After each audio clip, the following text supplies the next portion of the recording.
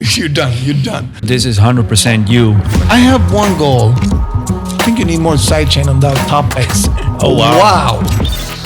Then I can spoil one thing that is quite inspiring. Welcome, Kaaze, to the first ever podcast episode. I'm just curious, like for those who don't know you, like because there are also people listening to this podcast, they maybe don't even know Revealed or they don't know you as an artist. Can you tell me a little bit about yourself and how you started and where your name is coming from and that kind of stuff? Yeah, so I found house music. A friend of mine showed it to me when I was 15-ish, somewhere there. Got instantly hooked. I think it was like some David Guetta music I heard, and went to the closest music store in my hometown, bought like this very tiny mixer board. It was like a new market. Like it wasn't bigger than this little mixer board. You know, you can change music with your point fingers. You know, and I did that in my bedroom. And then I wanted so bad to become a DJ that my mom got me this DJ show. I got to DJ like couple times a month in a hamburger bar. People sitting in the bars, eating burgers, and in one corner I was standing trying to, entertainment. And like they obviously didn't give a crap about me, like they just wanted their burgers, and I was trying to rave, so it didn't work. And then I needed to step up and go into an actual kind of some form of club. So I got this club like on the other side of the street, and this was not in my hometown. This was like another smaller town outside my hometown. That was a very those type of clubs that is very focusing on both straight and homosexual people, and all that coming together. So you need to, as a DJ, I needed to mix straight music with music that maybe homosexual people would like, So it was like a big karaoke kind of thing. Were you playing music from ABBA? Yeah, YMCA? it was Village People, YMCA, really? yeah, ABBA, and then I tried early disco, Earth, Wind and Fire. Like I love that music though, but like I needed to play a little bit extra of that, and then in between I tried to throw in some Tiesto, So when you got the crowd going, you were playing the music you actually like. I can only play a couple, then I had to go back to. I think that's how you learn to adjust to the crowd. True. It's a very important DJ I did learn a lot, jumping from BPMs to everything because of that, Yeah. That's and the producing career, like how did you start that? Like what was your first software, or like how did you get the first? That came right like hand in hand. So as soon as I got the club show, I instantly felt like, okay, I need to start making music. It's too fun, too many type of songs that I would like to try to make myself. So it really came natural. Were you already making music before that, like in a different genre? Well, I went to music school because my dad is a musician. So you play everything? I started playing first the drums, the piano, and guitar. Oh, that's nice. Yeah, I got my first drum kit when I was 3, I think. Oh, wow. And then, and the same thing with the pictures from the album and stuff. That's like, there's other pictures of that where the drum kit is in the background and stuff. So yeah, I grew up with that, but it has nothing to do with it. It was pure rock and roll and pop music I was trying to do. And your father was a known rock artist in Sweden, right? Yeah. So you were touring with him. Yeah, like he had a quite successful rock band, especially before he got me, He still makes music, but like a lot of times I had to skip preschool or kindergarten, maybe you call it kindergarten, but and I went on tour with him. He had a big vintage rock bus, and he put me in a guitar case and took me on tour. How old were you then? 3, 4, really? all the way. Yeah. Wow. Yeah. What was your first experience with the music industry on a professional level? Like what was the first email you sent, or the first signing, or who was the first person you ever met outside your family circle? Yeah.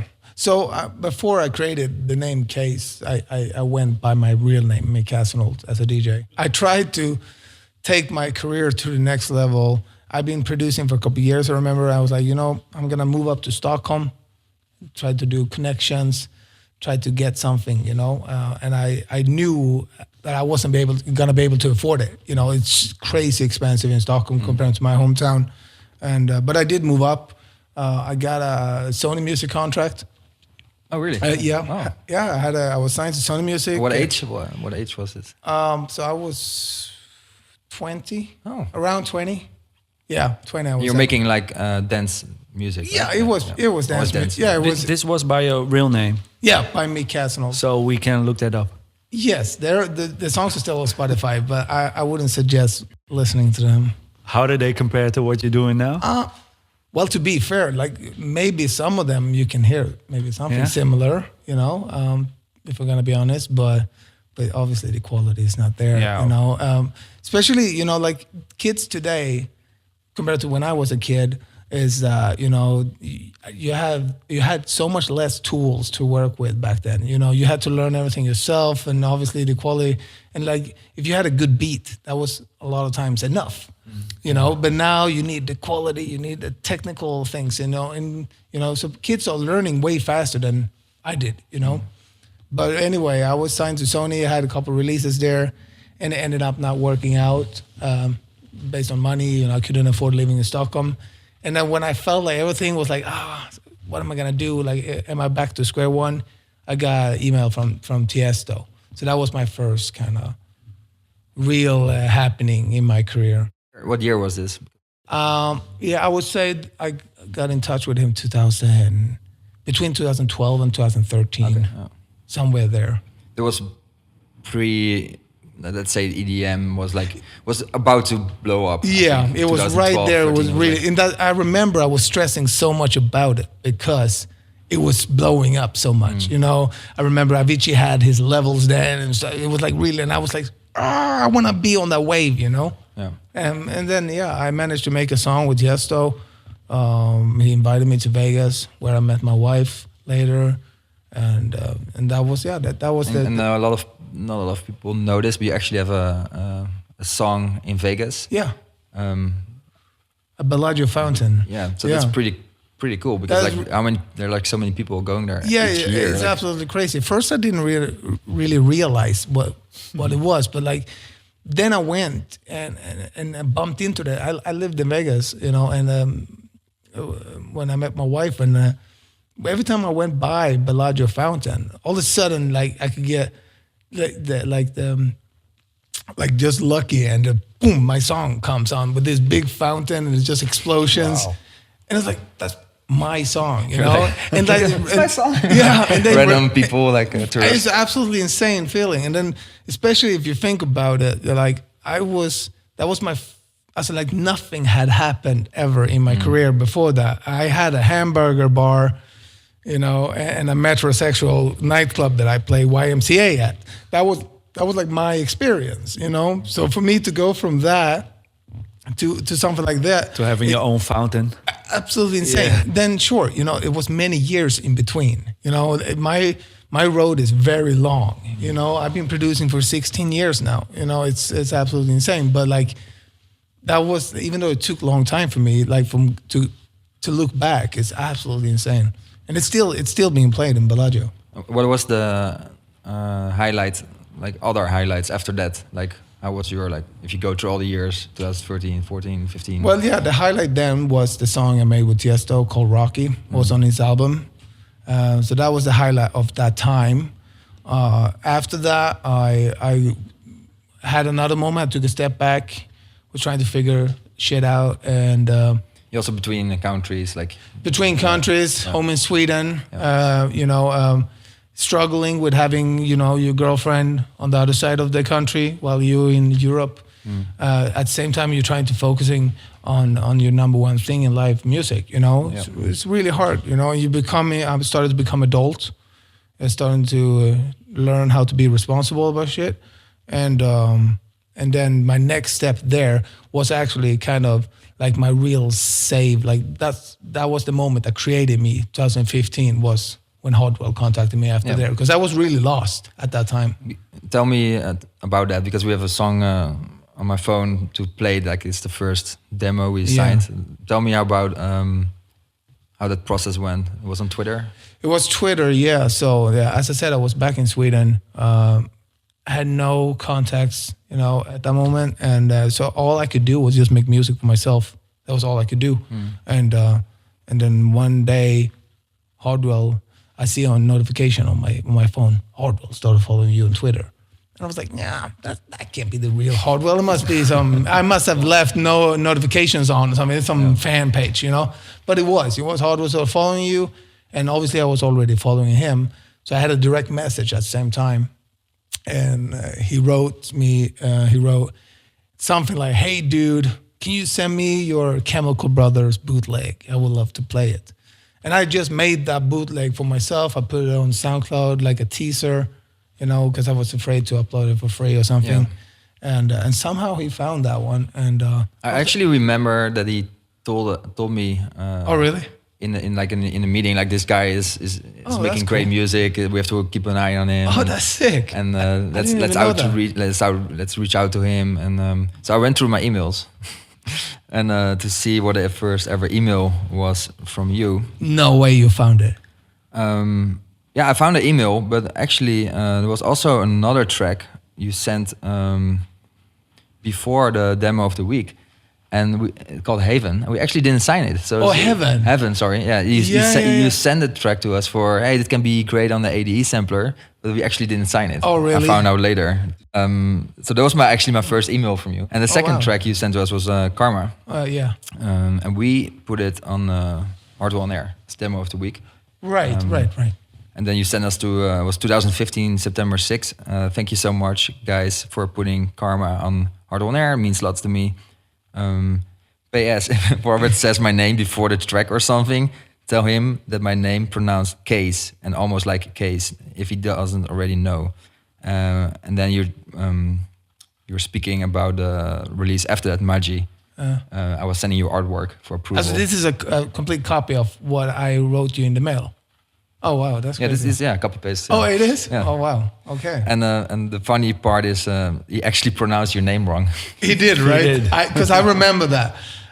So because it was already recorded. He called me Kaaze for 6 months, and I even texted him sometimes, because when you have new relationships, especially with the number one DJ in the world, you have a lot of respect. You don't want to text too much to that person, so they just like, okay, he's annoying. He's out. You don't want to be annoying. You don't want. Yeah. But I had to eventually text.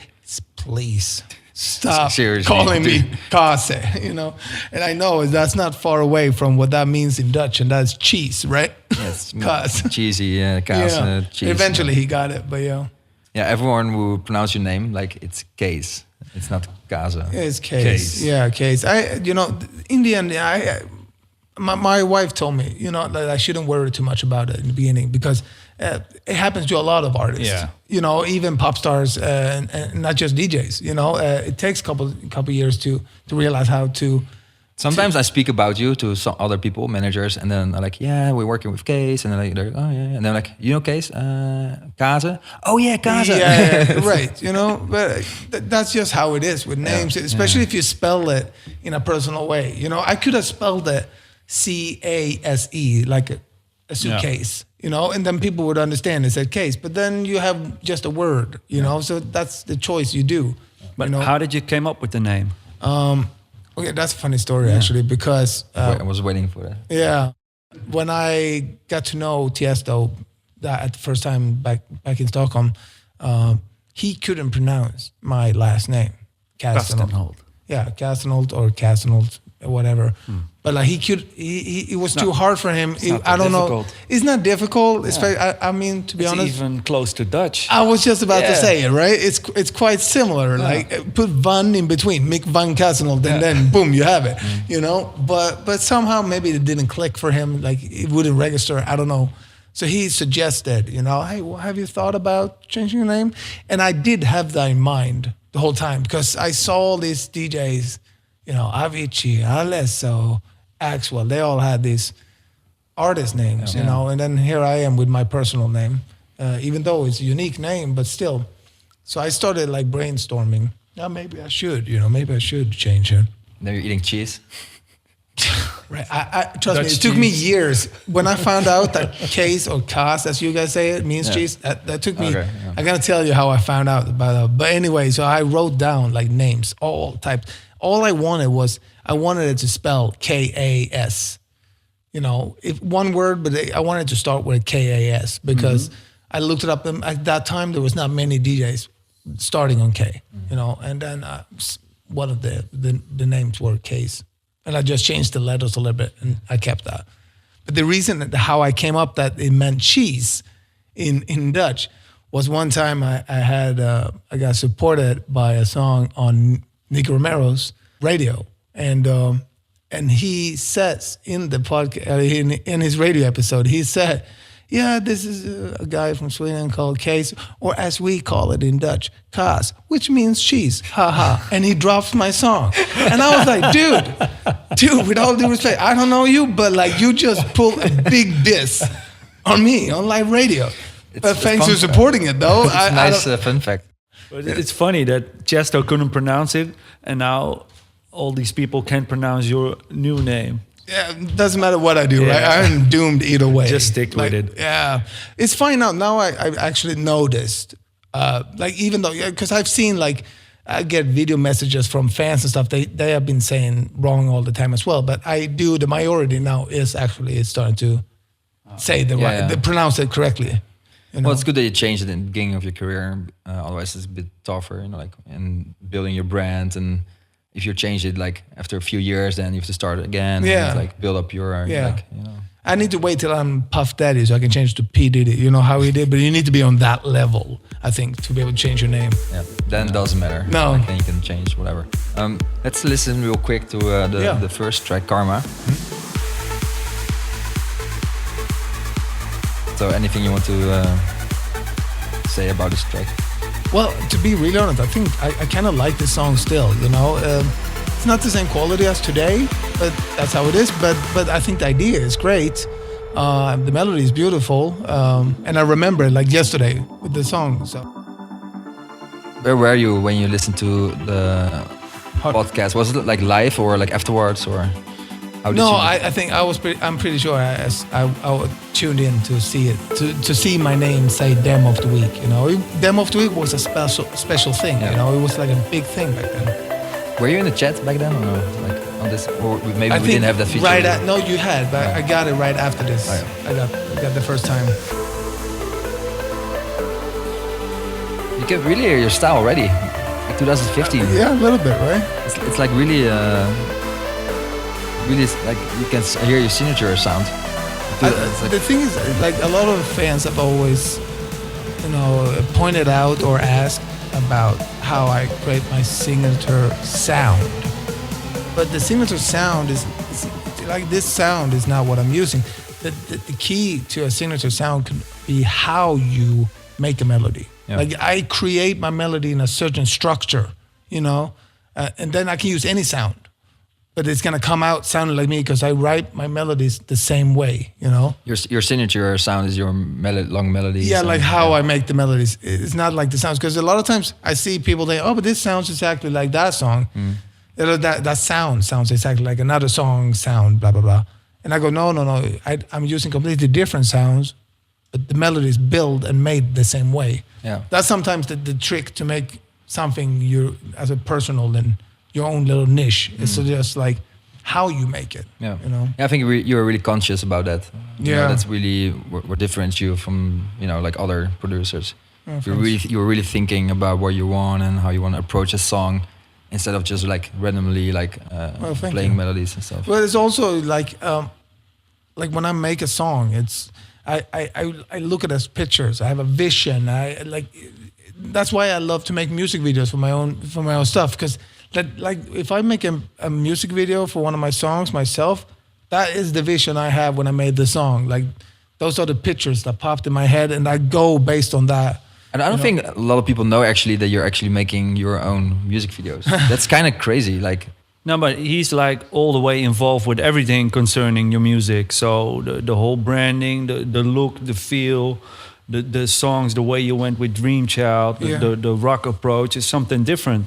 It's not like regular EDM. No, what you're doing. but I think it's obviously I put a lot of pressure and job on myself. Like it's a 24/7 kind of thing for me. But I think also it's such a good thing that happened, because if you are that kind of a control freak, that's how you create good relationships as well. If your partners like Revealed are open to my suggestions, then we get to know each other straight away, and we know what's best for everybody. If I would be just leaving everything to you guys, it's hard of you guys to really get to know me. But do you like stuff that other people make for you, or are you really? Of course. Yeah, but all I want to make sure is just that you know who I am. Yeah, because you're really outspoken with everything. Yeah. But that's a good thing, because you know what you want to do. Yeah, because all it takes is one time to say something or have an opinion or an idea or point something out, and then the right people will understand and deliver what fits me. As much as, because in the end, like, think about it, like DJs and artists are pitching music to you guys or Revealed with your name and your label in mind. That's something they do to deliver to you. And same thing should labels do. Labels should deliver back what fits that artist. But it's harder for the labels because they can't know everybody, all the DJs. But you just one label that every DJ can get to know by just looking at you guys. So that's why you need to show yourself exactly who you are. Yeah, you need, as a label, you need pointers. Like, what's your branding? What's your tone of voice? Yeah. If you're not having any input on that, we're just creating the brand for you, basically. But it's maybe not something you really like. Exactly. And then you get like a weird, like. I truly think that's why I had such a good relationship with my label. Is because we've been so honest over the years. Like I've been in arguments. I've been fighting. Me and Sebastien has been in a lot of arguments over the years. Being pissed at each other and stuff. But that's what creates something beautiful as well. It's really a partnership. Like, we learn from you and you learn from us, and it's not us directing. Like, okay, this is how it's going to be your artwork, and you actually have so much like feedback, and then we take that lesson and we can use it for our other artists. Like, we ask them, like, hey, what do you think of this? Instead of we're just sending them the artwork and that's it. It's really collaboration with the artist. And but every single little piece, like I'm only speaking for myself, how my situation is, but like I wanted so bad to have a straight to the point relationship with a label where we are one phone call, one text message away. And that's really how it is, like every single little piece, it's just forward straight away. Nothing needs to go through email. I don't think I have emailed Revealed in 4 years, not a single email. I can confirm, yeah. Yeah, right? Because then there was also WhatsApp and and then we work so much faster and better, like it's, I think that's once... It's more fun, otherwise it's so corporate. Sometimes, like the building the relationship. Same thing between me and Hardwell. I worked really hard with myself to try to become his buddy, and just not talk music, not just like, listen to my demo. It's just like, hey, let's grab a beer. And just become... Because sometimes that is as important as the music quality, like a good relationship with the people that's handling your music, then your music is gonna become better as well. Even more ears, more eyes for your music is better. It's always better than one person. I think most people underestimate the power of a good relationship. Right, exactly. And network and because people just want to be behind the computer and just take everything through the keyboard and just type, And you get also, you do much more together if you have a good relationship, like creativity-wise, brainstorming. Like, for example, today we're going to drive to Bootshuis to Germany from Amsterdam. Yeah. It's a 3-hour drive, but I'm sure we think of so many great ideas because you'll be in the car with us and we can listen to some music and brainstorm. We're probably going to have an album by the time we're there. That'll be great. That will be worth it, right? So actually, I have a second song here on my phone. This was actually your first single release. Magi. Yeah, Magi. The cool thing about this song is Too Loud One of the guys from Tula called Manuel is a great friend of mine. He's a legend as well. He is a legend. You know, some people don't know who he is, but like he has been a music engineer and producer for decades. You know, where is he from? He's from Germany. Like he produced and created the brand Cascada, Every Time We Touch. Okay. Like he's behind those type of hits. So he's worked with David Guetta a lot, and you know, incredible. He's also a sound designer. Yeah, sound design. He had made a lot of sound design for Vengeance, PAX, Nexus, all that type of stuff. So you have a lot of respect for him. I got the chance to get to know him many years ago, and he has been like a mentor to me over the years. Yeah, still like he masters songs for me. You know, he does a lot of mastering for me and. Feedback especially, you know, I have feedback. I have my wife, I have Revealed, and I have him. That's like my 3 feedbacks. You know, it starts at home. Mm-hmm. If my wife says that doesn't sound too good, you won't even hear it. You know, because she needs to like it. Because she's a female, so she's a girl's ear, and that's important. Uh-huh. Most of the time, if producers ask their mom or family, like, hey, what do you think this? Like, yeah, it's great. And then you think you have the best song in the world, and you show it to a label, and then like, yeah, exactly. So you need honest opinion. So that's amazing that you get it from Smella. Yeah, she is extremely honest. But I've also she loves music in the house industry as much as I do. So she has been so willing to learn over the years. I've taught her ears. Like she even knows when I produce. She can tell me, and it freaks me out. It's almost bad. She can go like, I think you need more sidechain on that top bass. Oh wow! Wow! What did you just say? That's amazing. Yeah. That's really specific, right? Like more sidechain on the top bass. That was the last thing she said. What the 3 hell? dB on 2000 hertz. Yeah, extra boost. I would cut another 20 decibel there. Nah, come on. more rim shot. Yeah, get out from the studio. You're done. But she's actually doing. She's actually in your brand team. Yeah, like you're really full-time. a team together. Yeah, she's for a sure. full-time employee almost. Like I would almost count her as definitely like almost a duo. It's not a duo. I make the music. I am Kaaze, obviously. But she's very involved. Very involved. Yeah. She's incredibly talented on graphic design. You know, she made your logo. She created my logo from scratch. Really? Yep, wow. Created that logo. She's done several artworks, both for me and even for Revealed. We have like my next release now in January. She made the artwork for that, and so incredible. And is she also involved with your merchandise? Yeah, absolutely. She. We've been talking about maybe for the future we want to make it like a Mrs. Kaaze kind of merchandise for girls. I still have a lot of girl fans on my statistics, you know, and she would love to be a big part of that. But yeah, she's involved with everything. She's almost involved if you guys would text me a question, she is involved in that answer. Wow. Yeah, it's crazy. It's good to have someone near you who can like. Then second opinion. Yeah, but I understand it's not normal, you know, because you should never dip as mix your family and marriage with the business ink. You know, you should never blend those two. But somehow, if it's working, it's working. Yeah. You know, as long as it doesn't go too far. We trying really hard to keep a track that one of them is not overdosing. You know, like. Because if you get an overdose on one of them, it's gonna fall apart. You know, you need to balance it. Balance out, yeah. Because she's still my wife, and I want to be husband as well. You know. No, I think that's really cool. I don't think a lot of artists have that like second opinion. Yeah. They keep it separated. That can also really work, but for you, it's like nice to bounce off ideas and stuff. And then in 2016, this is actually my favorite release. Yeah. From you on Revealed Recordings. Tell Me. That one did really, really well. It did. I mean, for me, if I'm gonna be honest, somehow that is the song that I almost look as my first main release on Revealed. I think it's because first of all it was a solo song. Yeah. It was my song, you know. It was my chance to have my first real own release on my dream label, you know.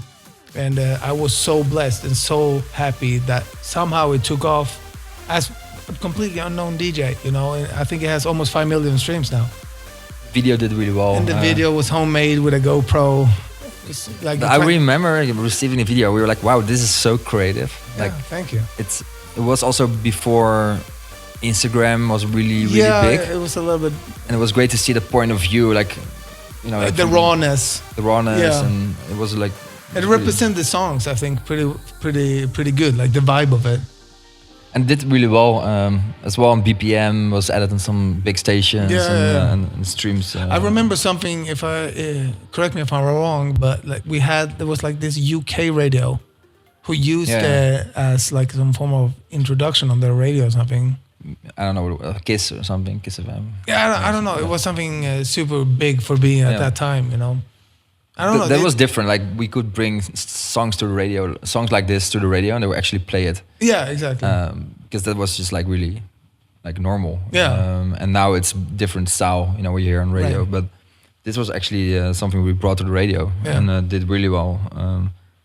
And it was pretty big track for the time. Really catchy and good video. Everything was. I mean that one had so many more numbers than I had following. You know, like the amount of follows I had compared to the numbers that song got didn't even make sense. You know, so for me that was a big success for me. You know, and at least opened.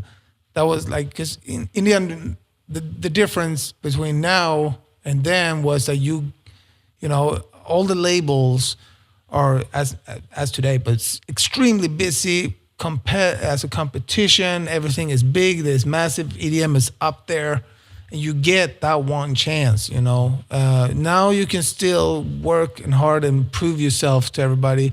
You have Reveal is doing great things with you have been having community releases where people get the chance that they deserve.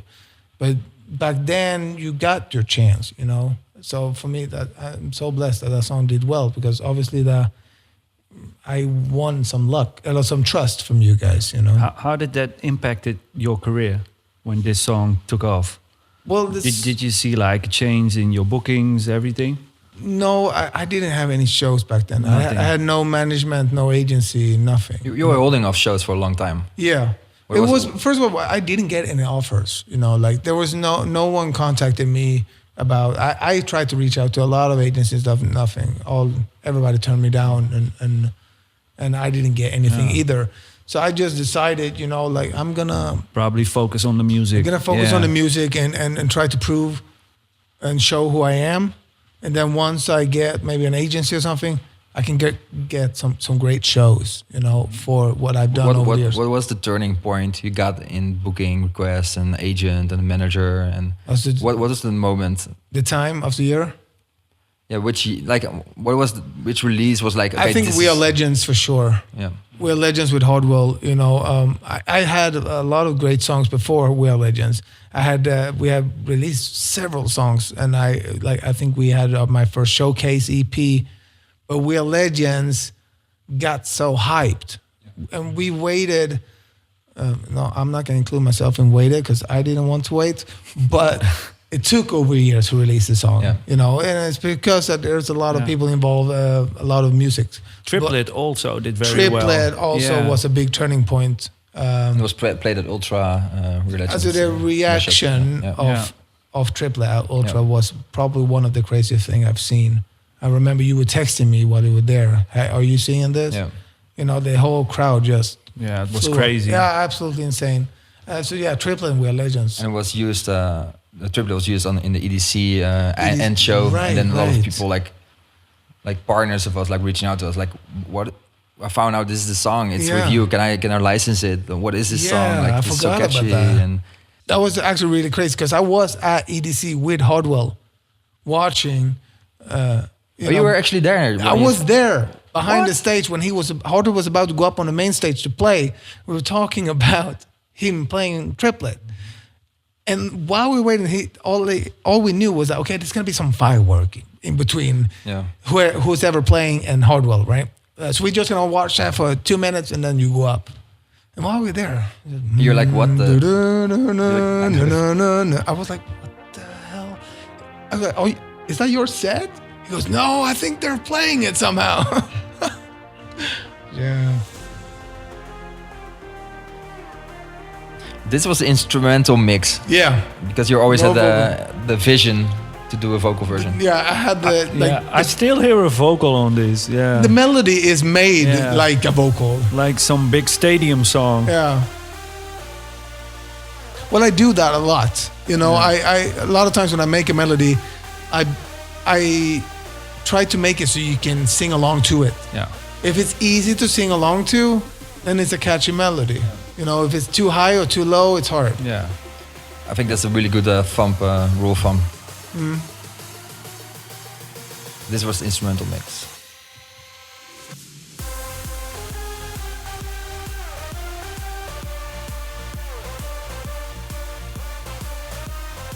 And then actually October, fast forward to this year, 2019, you actually released your album Unrevealed. Yes, finally. And then you did the vocal version of this. Of Triplet, yeah. Of Triplet. With Kara. Took a long time. Took a long time. We had a lot of versions in between the years. You know, I was working with. I think I even had more vocals than you guys even heard. You know, because I scratched them straight away. Yeah. But like, yeah, I had the vision. You know, and then also, you know, I had other songs to work on in between. So it was still a break, and I didn't know when and how to release the vocal version after so many years. You know, and then where we find, okay, we're doing it. We were doing the album now.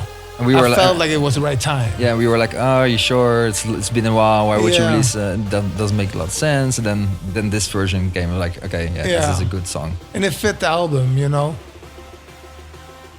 This is with Kara. How do you know her? Kara, well, I got to personally know her through Kashmir. Oh. I know other friends that have worked with her over the years, but the collab I had with Kashmir this year was we had Kara featuring on that, so we started talking personal, and then I asked her, "You want to give a shot on this song I had?" You know, and I gave her all the direction of the vision. Is she from LA? I think. Yeah. She does a lot of electronic vocals. No, she's amazing, so talented, absolutely incredible. I've been very blessed to work with so many talented people over the years, you know. Yeah, and you tend to work with artists more than just once. You like to have like a team of artists around you. I think Nino is a really good example. Yeah. Well, but the thing is, when you work with someone just once, is that you can get lucky and it like clicks and it's perfect from the straight point. But if you create something that you feel is unique, you can create something together. You know, like I wanted to do this kind of rock house inspired thing. You know, for years I've been wanting to do it, but it was not until I met Nino where it actually started, and the whole thing became reality, because he comes from a rock background too, and we write music very good together. So we tried it and it just worked. So why would I only make one song with someone that can help me create something that I've been dreaming of doing, you know? There are no rules making music. No, exactly. If we go back, when I started listening to music, David Guetta he had a whole album with a guy called Chris Willis. Yeah. You know? Yeah. That was like, every time you heard his voice, Love Is Gone and stuff, like you knew that was David Guetta, even though that was Chris Willis singing. So that's a perfect example, you know? That's good to have your team where you trust and deliver.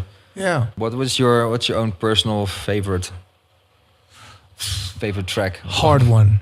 It's like choosing one of your babies. Like, this is my favorite child, you know?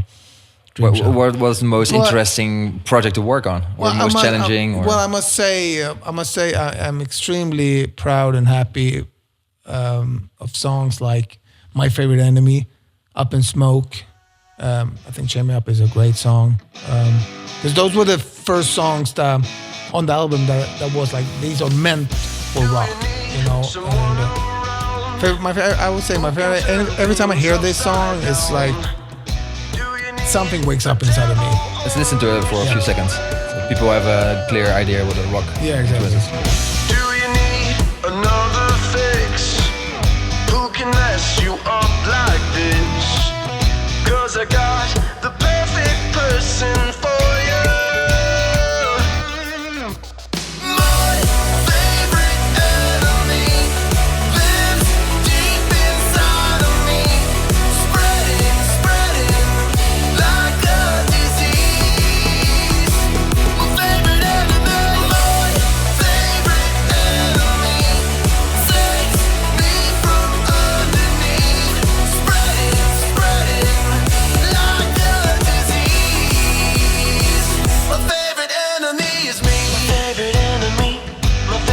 he's playing the guitars live. Yeah.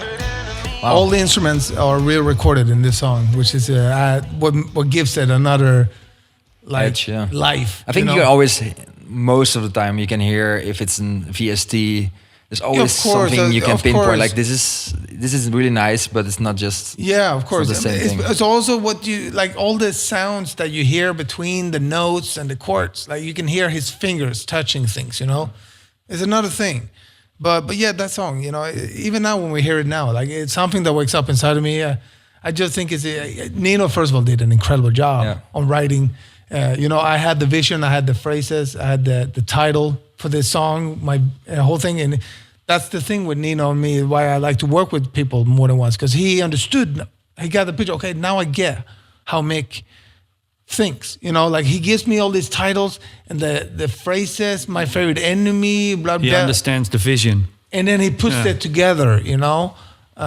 You just send it to him, or was it like a call, or like both? Yeah, you know that I like to call a lot when I work with people. You know, because you can always read a message differently. You know, and then also the cool thing about the song is that it's a song. You know, there's no drop, it's no jumpy. There's energy, but it's a riff. You know, it's not a drop, which was really fun to do. Yeah, I think this album was really like something different. You know, like than other. Like if you make an electronic like EDM album, it's always like a collection of EDM songs, but you really try to get repetitive as well. You really try to do something else. Yeah, you know, I was prepared that this is not gonna skyrocket through top 1 Billboard. I get that. I'm not on that level, but I am so proud that this was a milestone for me, and you know, I truly believe that whatever happens in the future for me, at least I think this album is gonna live on. And represent me at least. You know, when people find out about me later,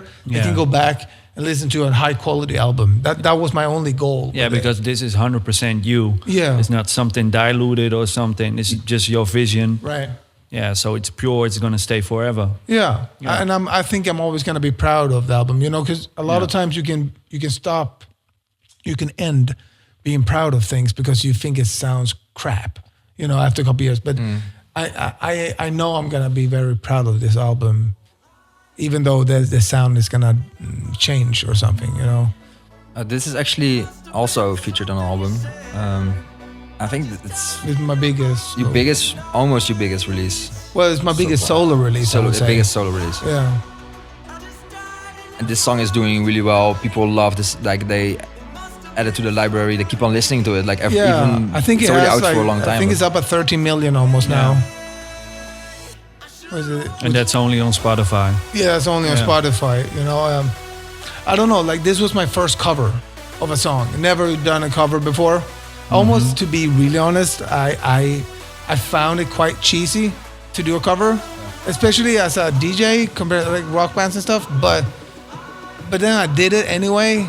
And I understand it because it worked. You know, it depends what you do with it. You know. Yeah, but it's not weird in between the rest of your songs, right? No. It's basically also the rock influence. I was really trying to do me on it. Yeah. You know. Yeah. I think a lot of people also they know the original. They're like, wow, this is a good entrance point for new fans. Yeah. And this song is added to a lot of rocky playlists. Well, I did see one thing though, because I thought obviously everybody's heard "Cutting Crew Died in Your Arms," you know. Oh, they didn't hear it. No, so some fans, they didn't even tell me like, or I didn't even read on the social like, oh, so you wrote such a good song, but I was assuming that people knew the original, and then Stranger Things season 3 gets released right this year, I guess, and apparently, no, I've seen it actually. There is a episode where they're playing the original song "Died in Your Arms" in the episode. So I got so many text messages from fans. They're using your song. They're using your song. I go, no. They go, and then some people like, I had no idea. But like some people freaked out, like, wow, congratulations, bro. I was like, no. This is almost the same with when Kanye West had Paul McCartney on his song. Right. People thinking that he introduced a new artist. Oh my goodness. Oh my God. I didn't even know about that. That was, holy cow. Who's this Paul McCartney? 20 Grammys later. Hilarious. Tell me a little bit about your Christmas calendar at Casemas? Casemas, yeah. Well, it's something I started last year. Samantha, my wife, came up with the whole idea. So, all credits to her for it. I did everything myself with her last year, released, random stuff from my Dropbox. And then this year, it was great success last year. I got so much. So what's the concept? Yeah, what's the idea behind it? The idea behind it is that nothing happens on December, music-wise. It's true. It's no one wants to release music. I always try to avoid December, so why not do something fun? And I love to give stuff away to fans. I try to be loyal. I try to listen to my fans what they want. If there's something they haven't got that they really wanted that year, because you have to pick between songs, I'm gonna try my best at least. And then this concept was perfect. And sure, it's a lot of work. Like every day you have to give away something high the concept quality. is to have one free giveaway every day. Every day. Every day it's a calendar, So every day there's a door 1, door 2, and so on that opens, and they get a gift. But you have so much music. Too much. You don't even know it. Like I think that's also a reason why you have like, what can I do with it? And Yeah, then you think like, okay, what can? Yeah, he just dropped an album, and now he's got like, how many songs are featured in this calendar? Like the lot So far we're up at 6, I think. 6. Okay. And then we have 3 or 4 more. Yeah. So we have almost another So album. that's 2 albums in 1 year. Yeah.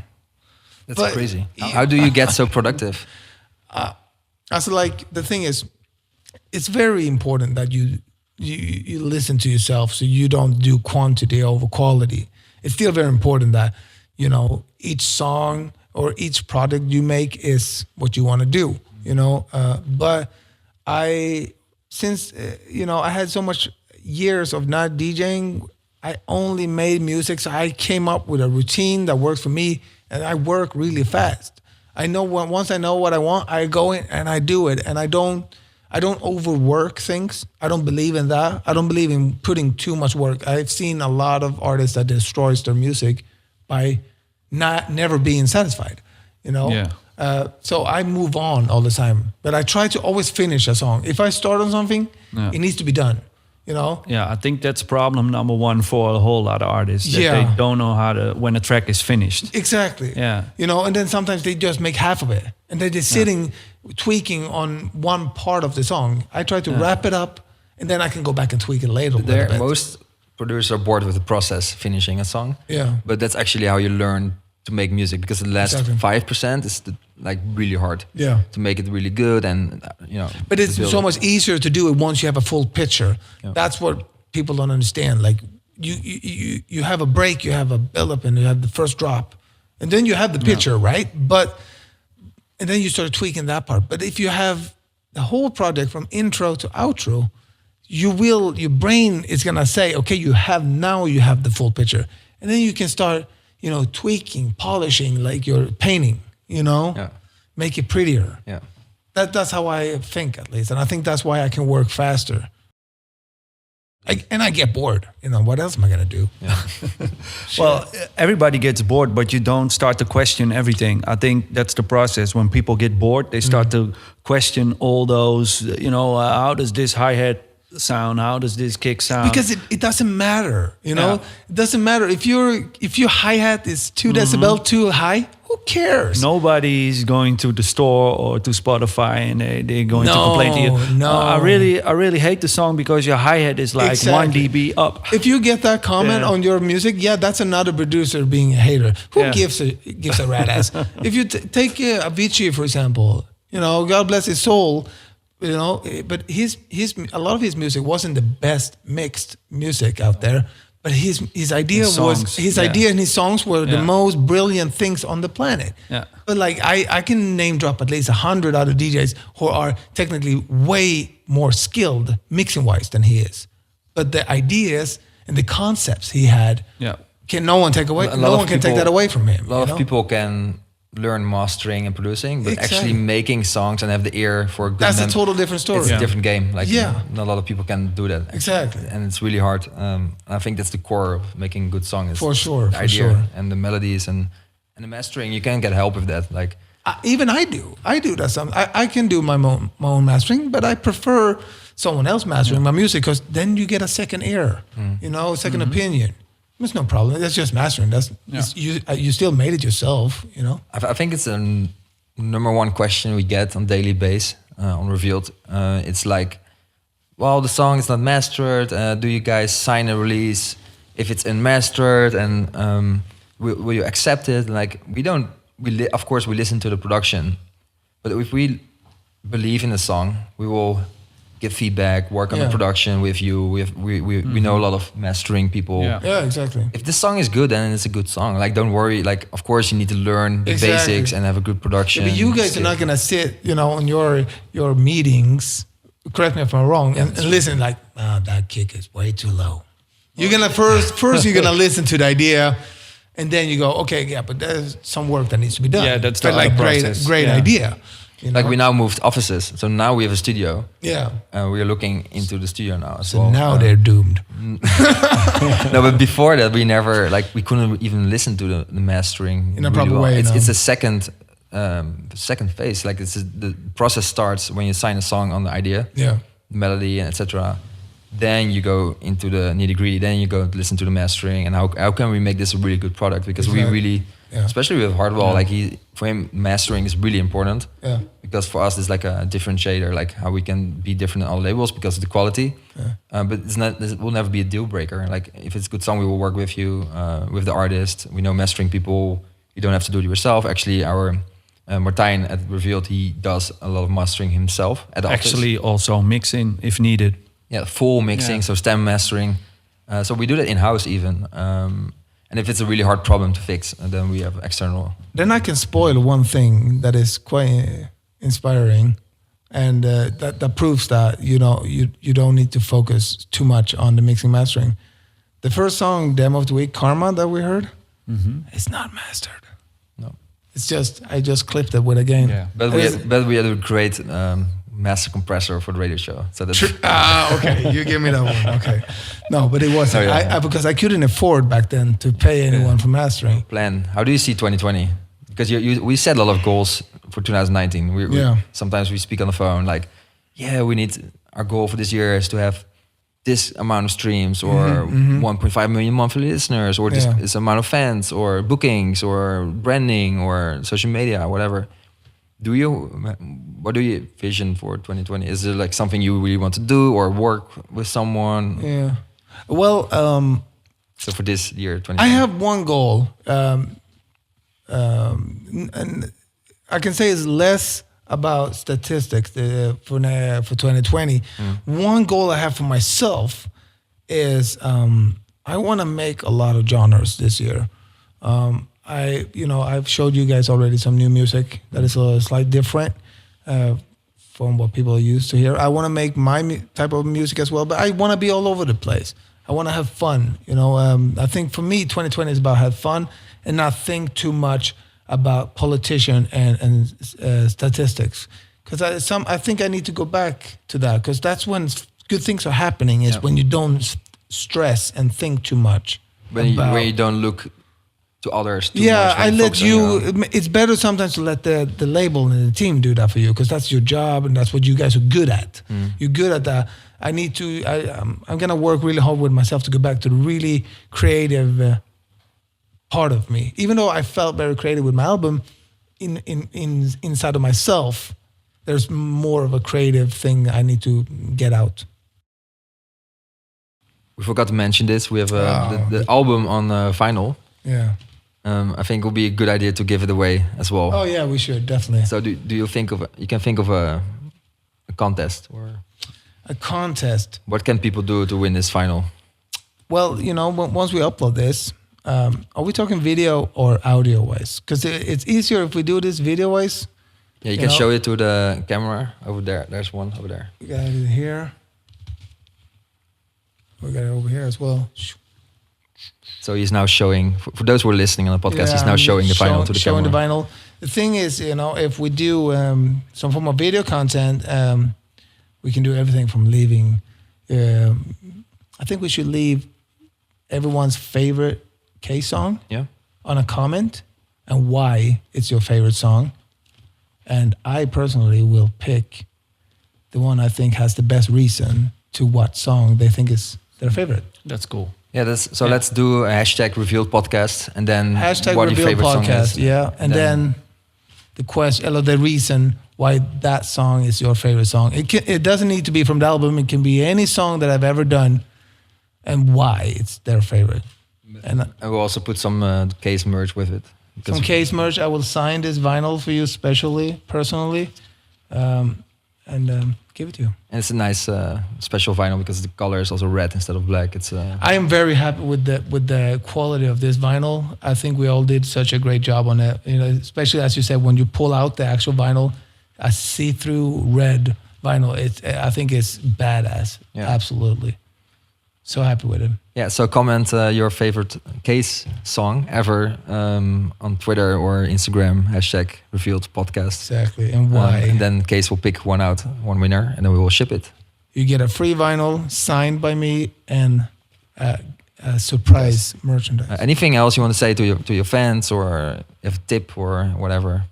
No, just, I want to thank everybody. I love everybody to death. And always remember that every artist on the planet is no one and nobody without the fans. And I'm forever grateful for everybody who's listening, who's interested in hearing what I have to say, and everybody that's supporting Reveal. You know, they are the reason why we can do what we do. That's so true. Yeah. And I always want to remind everybody that I really love everybody for that. It's so amazing to see all the fans want to make a picture with you, talk to you. They're so excited. And I think it's so important, though. It is, if you don't show, loyalty and love for the people that support you. No, I get sometimes messages and pictures. I get people who have tattooed my logo on their body for life. I mean, I'm covered in tattoos myself, but I would never personally put someone else's on my body. So when I see someone do that, that is another level of loyalty. If you avoid that on some reason, you should not be an artist. But you need to be thankful for that. And I always try to, every day, I try to show them that on socials and stuff. Yeah, I think you do a great job. Thank with that. How can people find you on the internet? You can find Instagram, I am Kaaze, Twitter, I am Kaaze, Facebook, Kaaze Official, iamkaaze.com. And if you're ever in Sweden, let me know. I'll take you out for a beer. Okay, I think that's now 200 people text you. Ouch. We can do a concert then in Sweden. And that would be cool. Free drinks. Thank you all for listening, and thank Kaaze for being here, for being the first guest on the show. I feel so special. It's it's a special. I think it's a great idea. It's going to be good. I think for you guys as well. Yeah, it's the first episode actually. If you, I'm curious what the response will be, and people can always send us feedback and have ideas and. Together we go all out. Bam. Okay, signing off. Thank you guys.